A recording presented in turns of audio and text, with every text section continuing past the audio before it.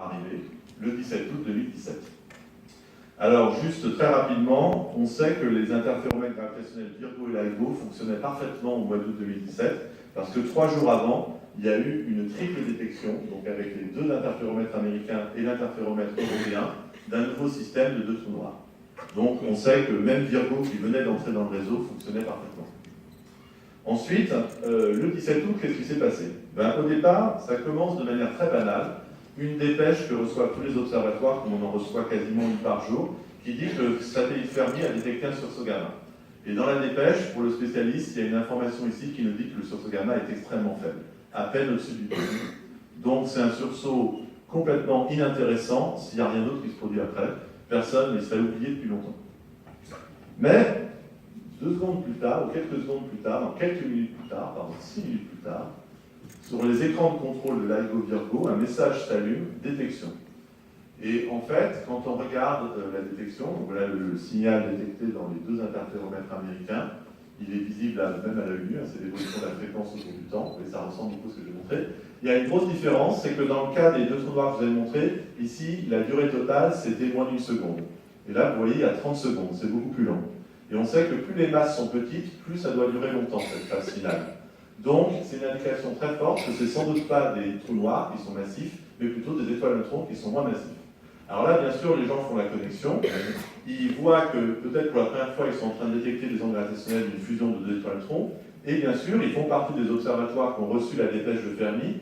Ils voient que, après, quand ils remettent les chronométrages ensemble, ils voient qu'il y a eu un sursaut gamma court détecté par Fermi dans l'espace 2 secondes après la détection des ondes gravitationnelles.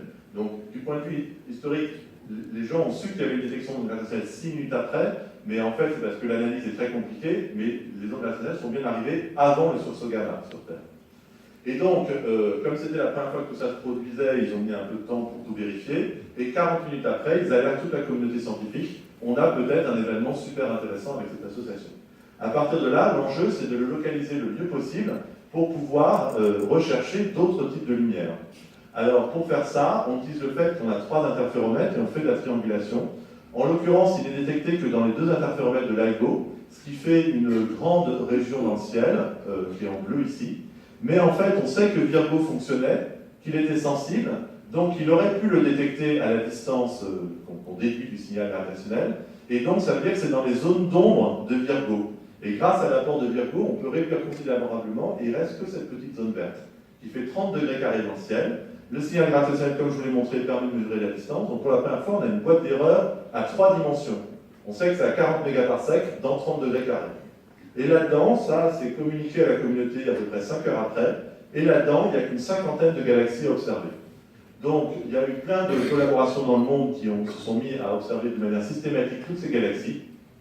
Et ça n'a commencé que 10 heures après, parce qu'ils n'étaient pas encore nuit au Chili, et il faisait déjà plus nuit dans les autres endroits où il y a des télescopes capables de faire ça. Donc 10 heures de décalage, mais qui sont dues au fait qu'en astronomie, il faut attendre qu'il fasse nuit pour observer.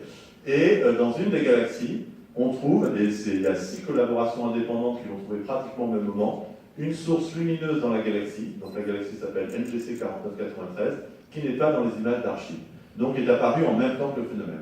Donc maintenant, c'est vraiment du multimessager, on a les ondes gravitationnelles, le sursaut gamma et une source lumineuse visible. Après, quelques jours après, une source X apparaît, et encore quelques jours après, une source en radio apparaît. Donc on a vraiment, c'est du multilongueur d'onde et du multimessager. Alors pour conclure, s'il me reste quelques minutes encore, quelle est l'interprétation de toutes ces sources de lumière? Alors avec l'analyse